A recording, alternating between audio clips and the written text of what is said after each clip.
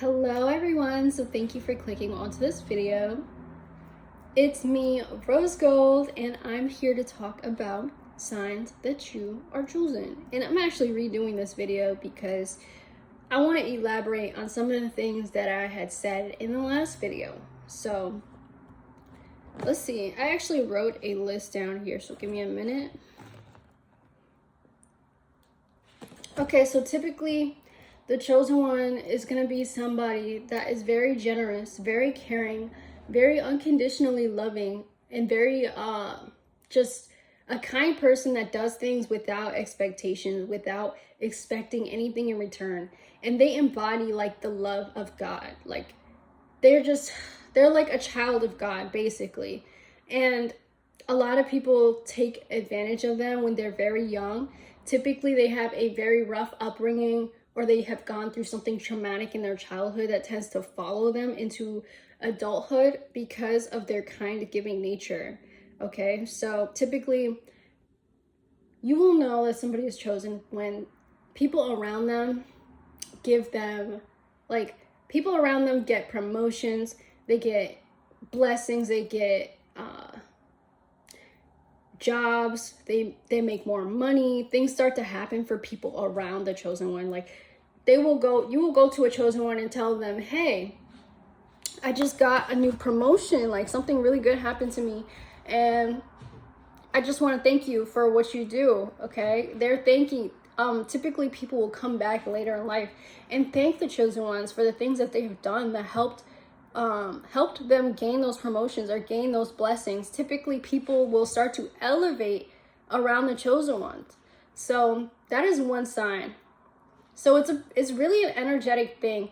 Just being around the chosen ones, their energy will rub off on somebody, and then they will start to have like good luck happen in their life. That's because they would typically be labeled as like the good luck charm, but not always. All right, so typically good things happen to people that are around the chosen ones, and it's really just because of the energetic transfer, just being around them, not even having to do anything or do too much. So the next sign is people will copy you. Okay, so I have a story for you guys. So when I was at the beach recently, I went to the store, and well, when I was at the beach recently, I watched this girl perform, and I watched for like 30 minutes or so, and after a while I decided to leave, and I told my partner like, hey, let's go.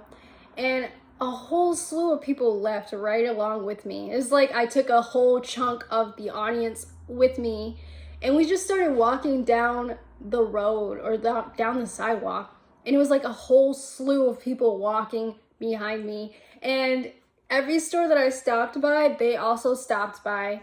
And every store I walked into, some of them also walked into. But it was a whole slew, like a whole group of people was right behind me. And they were going in the same direction that I was going in.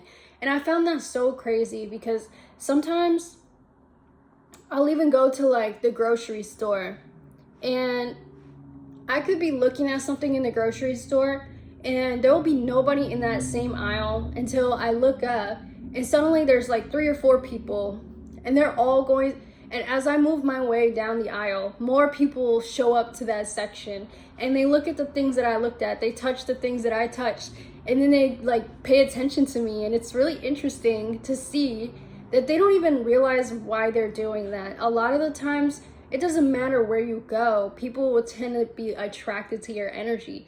It's like honey, okay? People are like, they're sniffing out your scent, kind of in a way. And they don't realize that they're doing it, but they know that they're just attracted. They're guided by instincts because their soul recognizes your energy. And it's really deep like that in a way. And very interesting because your energy naturally influences people without you even having to try. Okay, so people are just naturally attracted to you, and they are attracted to not your physical looks but your actual energy, the vibe that you're giving off. It is huge. Okay, when a chosen one walks into a space, the whole atmosphere changes. Like it's like the chosen one lights up the room, okay? And when they leave, it's felt like they take their presence with them, and the whole atmosphere changes. And it's so interesting, the light that you carry within yourself, that people recognize it. Either they're gonna love you or hate you. There is no in between. And the people that are gonna hate a chosen one, it's because they recognize the greatness within, and it kind of reflects to them what they feel they lack within themselves, or that they refuse to look at within themselves. So they're gonna hate the chosen one and try to make the chosen one out to be the problem. So in a way, that is a form of flattery. If you really think about it, nobody's gonna hate somebody that they don't care about, you know? So if they didn't feel the need to bring you down, that means that they must perceive you as great, you know? If they wouldn't feel the need to humble you if they didn't think you were somebody that needed to be humbled. Okay? And it's not about being cocky or arrogant. Most chosen ones are actually naturally humble. Okay? Like we understand how the universe works, and we tend to show humility, and we have that giving nature, we have that loving nature about ourselves. Chosen ones are not cocky, they're not arrogant, though they can be at times, but in nature, they understand how things work. So they have every right to talk about the things that they have. I mean, if you got it, then flaunt it sometimes, but you don't have to overdo it, you know, because that will attract the wrong crowd.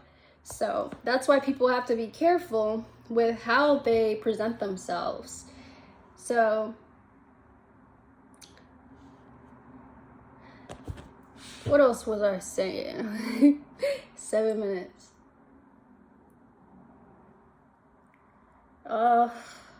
Another thing is, people will try to emulate the chosen ones. Will try to imitate the chosen ones. Will take pieces and bits of the chosen ones' vernacular, the way that they talk, the way that they walk, the way they dress, the way they act, and everything like that, because those are the things that are desirable about that person. So typically they're going to take the parts and pieces about you that they like, and they're going to present them to other people and present themselves as you. So you're going to have a lot of that, and you're going to have a lot of people on social media pretending to be you, taking your pictures and posting them and acting as if they're you to do things. So that is something that people like will do to try and profit off of you in a way, because a lot of chosen ones have childhood trauma growing up. So for example, let's take Juice WRLD for example. Juice WRLD, he was young when he went out, okay? But it was because of somebody targeting him, all right? People will do the most unthinkable things in sneaky ways, and they thrive off of silence, off of the chosen one not speaking out or speaking up about the harm that is being done to them. And a lot of the times it happens during childhood, when the child is gifted and they know that they are gifted. So they will typically tend to go harder after those type of people that they think are going to go places when they get older, because they want that trauma to catch up to them. They want that trauma to stick to them throughout life, so that they make decisions that are going to sabotage them out of their destiny, out of their life blessing. And this is intentional. So I know a lot of people, like, for example, let's talk about Amanda Bynes. Some of the childhood stars, most of them, if not all of them, have been through something as a child that sabotaged them later on in life, so that they didn't reach their full potential, so that they didn't reach their full, like, so that their career wouldn't flourish. And that is intentional. People will tend to target children, especially the gifted children, the ones that seem to have talents, the ones that seem to be bubbly and have this light about them, have this light when they walk in. They make people laugh, they're charismatic, gregarious, and they know how to talk, and they know how to engage in people. Those are the people where people will go behind and go under and start to like do really unspeakable things to the chosen one so that it affects them later on in life. And this is a very systematic thing that people do, and it's to maintain control over the chosen ones, to maintain dictatorship. Talk about Britney Spears and her mental breakdown. That's not a coincidence. Like, she didn't just do that out of nowhere, okay? Somebody had to have been doing something to her for years and years and years until one day she just had a breakdown, and because the abuse was so quiet, it was unseen, like it was behind the scenes, it was something that people couldn't see. It made her seem like somebody like unstable. And that's what people want, is they want to do things to you, to do things silently to you, so that when you break down, people see you as crazy, they see you as unstable, they see you as like, you know, and that's intentional. So when people go through things like that, typically they're going to be made out to seem like the crazy ones, when really there's somebody that is behind the scenes doing things to them. And that's what people fail to realize, and that's the part that people don't understand. So typically chosen ones tend to be alone because most people aren't going to understand where they're coming from when they have like certain things about them that they just can't fit in. They will never be able to fit in. They are different from everyone around them, and it's hard for them to like be within a crowd or be within a group. Typically the chosen ones stand alone, and the weight of the one person is more than the 10 people in the group that are all the same. There's the chosen one in this hand, and imagine the scale is like 10 people in this hand, and it goes like this. And that's why people often feel the need to group up and to click up to attack the chosen ones. So that is why we typically tend to have it harder in life, typically tend to have people going after us, targeting us, seeking us out to do things to us intentionally, so that it makes us look like the crazy ones when we speak up about it, because it's not something that is seen, or it's not something that is like obvious to the public eye. And so there's a lot of speculations about everybody and everything. So talk about the childhood stars, the Disney stars, all your famous people, Whitney Houston, let's see, Demi Lovato. All of them have been through something that makes them, you know, that people tend to have like the stigma around, because they don't understand the chosen ones. The chosen ones are like on the outside looking in, and tend to be alone, and tend to feel alone in their journey, okay? But really there are people that understand, but most people are not going to understand that. So the chosen ones tend to get targeted more than the average person. They tend to get seeked out more than the average person. They tend to get like really treated badly because of their kind, giving nature. All right, people are looking for ways in to sabotage things, sabotage people's destinies, sabotage people's careers, sabotage people's relationships, and this is intentional. So when you see somebody having a breakdown, you don't ask them like, why are you doing that? It's because somebody is doing something to them that they have been doing for a long time, and they just now decided to like make it known, and that was their cry for help. So that part got dark really fast. But typically people tend to look at us like, oh, everything's great, and you know, we got everything we want, why are we complaining, and things like that. But you gotta understand there's so much more that goes on beyond the scenes that people realize. So that is a sign that you're a chosen one, all right? So no matter what, don't let it get to you. You have to move smart, you have to be vigilant, and understand that you're a gem. You're literally a diamond in the rough. Okay, you are valuable, you hold so much weight, your character speaks volumes, and your energy lights up the room.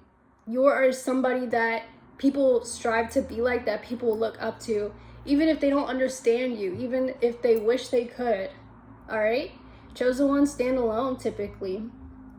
They might have a few friends and they might have, you know, family members, but typically we're not going to be in groups. You're not going to find us like just anywhere, just at any bar, you know. Typically chosen ones, they're out the way. They stay out the way. They're not going to be in just any place, okay? It's hard to find a chosen one. So that was my video. Thank you so much for watching, and I hope to see you guys again in the next one. Bye.